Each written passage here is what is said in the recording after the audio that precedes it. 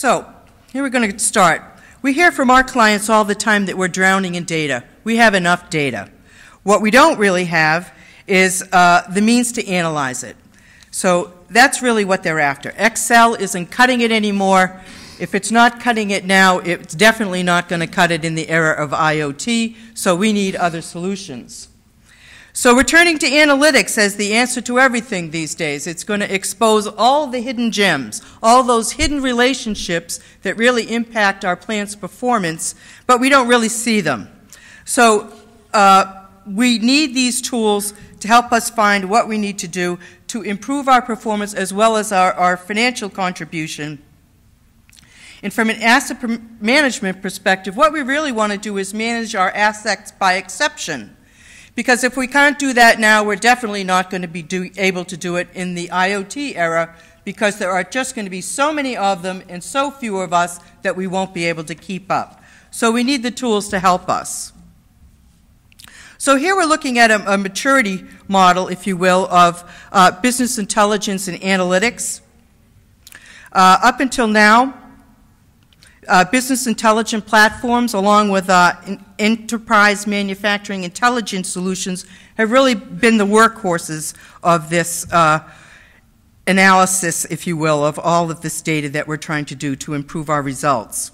I'm happy to say that our speakers today are going to share with us some examples of how they have been able to uncover those hidden gems to improve their performance. And while hopefully, I'm happy to say that I think they have progressed far beyond the performance stage, the predictive phase, and what the tools they have now are probably suitable for that. But our question is, as we move to IoT, are those solutions that we have now robust enough to handle the amount of data and the types of data that are going to be generated in IoT? The structured and unstructured data is going to be important. And also, I'd just like to say that in my humble opinion, I believe that it's going to be very difficult for someone to jump from the performance phase to the prescriptive phase without doing some predictive in between. Because if nothing else, it's going to be a proving ground of whether you're going to be able to handle that or not. So here, I hope you're not all tired of seeing this slide. Yeah, I think you've probably seen it in every session here this week so far.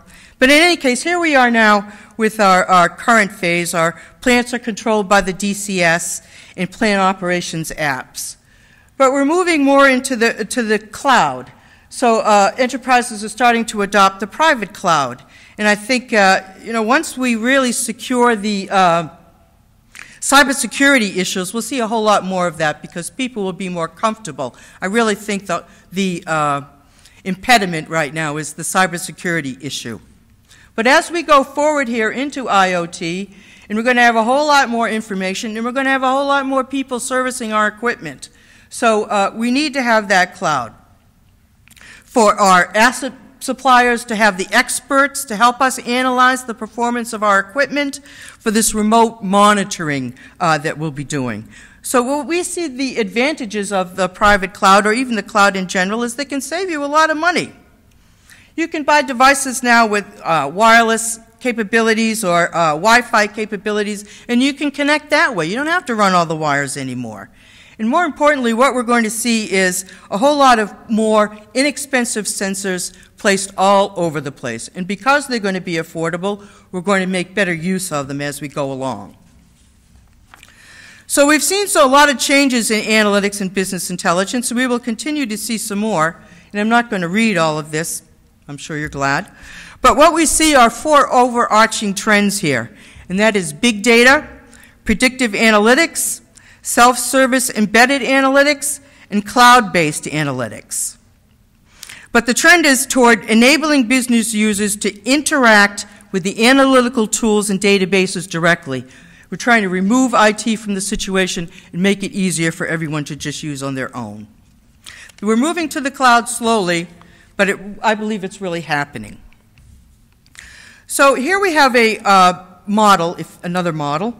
ARC is great for models, of analytics and business intelligence. And over here, oops, back. In the little corner here, this is kind of what we're doing now. but we're really going to be moving to this.